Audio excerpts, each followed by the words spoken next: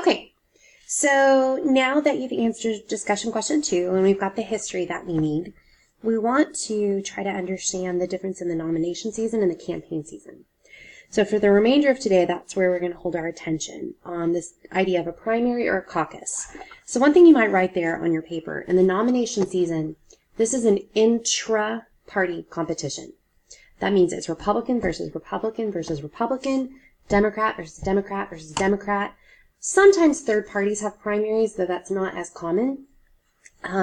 So we're competing for the party's nomination. So one of the things for you to consider there is think about, as a candidate, whom am I targeting? I'm targeting the people who are loyal to my party. Now, one of the things that you guys read about was, why don't you want to go, is the open primary and the closed primary. So make sure we know the difference. In an open primary state, you are a registered voter, but you do not register with a party. We're like that in Texas. So if you look at the voter registration applications, I have some at the front of my room, nowhere does it say if you want to be a Republican or a Democrat. So if you register, if you are in a state that has a closed primary, you have registered with your political party. And so your card actually says if you're a Republican or if you're a Democrat. Now know that you can re-register. So I grew up in Oklahoma. They have a closed primary state. I know people that did that changed their registration. In fact, my mom did. She told me. So that's not an uncommon thing to do. All right. So obviously there's pros and cons of each. For me personally, being in an open primary state, I like the idea that I am not allied to a particular party in the sense of I can vote in either primary, and I have. Even though I prefer one party, there are times where maybe my party doesn't have real electoral competition, or maybe I really care about the other candidate. Now, there's always people out there that talk about the conspiracy of, for example, if I know that Donald Trump is going to get the Republican nomination, and I'm a Republican, and I support Donald Trump, then for the 2020 primary, I might want to vote in the Democratic nomination and vote for the worst candidate in the hopes that Trump can beat that person. Look, that actually does happen. I promise you can find people in your life that live in Texas that will say they've done that, but it's not like pervasive enough to throw an election.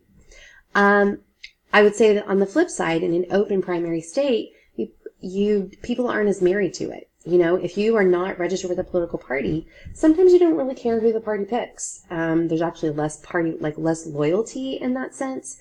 In a closed primary state, you are likely to get a little bit higher voter turnout. So like I said, there's pros and cons of each. So the thing to make sure that you remember is that when you go to vote, you vote on candidates within the party, but you also vote on platform issues. So I'm going to show you guys an example of what one looks like. Whoops. Okay, so here's an example. So this is an old one. This is from 2018, and I just pulled this up as a sample ballot. So if you had walked in on primary day, or you had gone in for early voting, sometimes they'll allow you to do that. In Texas, we do, and I encourage you to.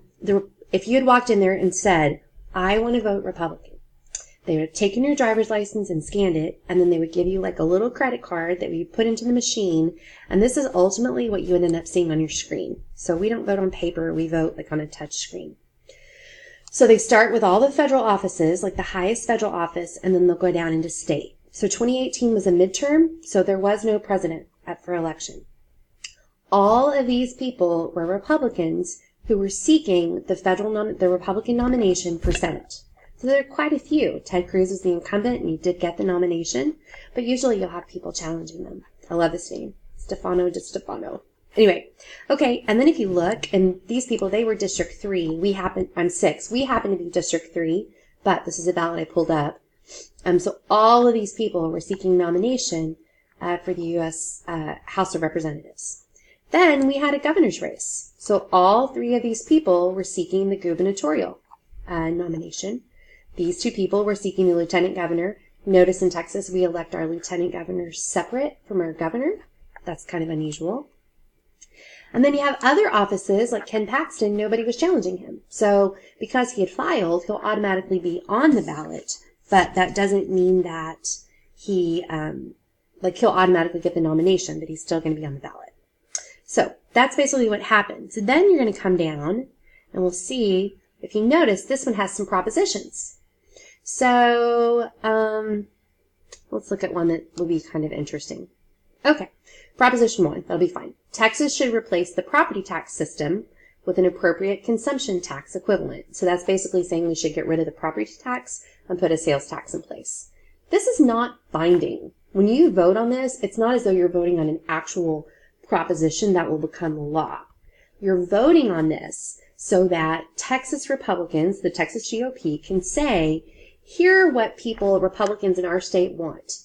All of that information will then be dealt with at the state convention and be dealt with ultimately at the national convention so that we can create platforms.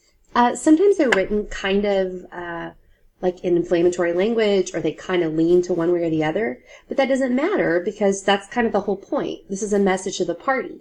And if you had the Democratic primary ballot, you wouldn't necessarily have these same propositions in there. So it's just a way of getting information.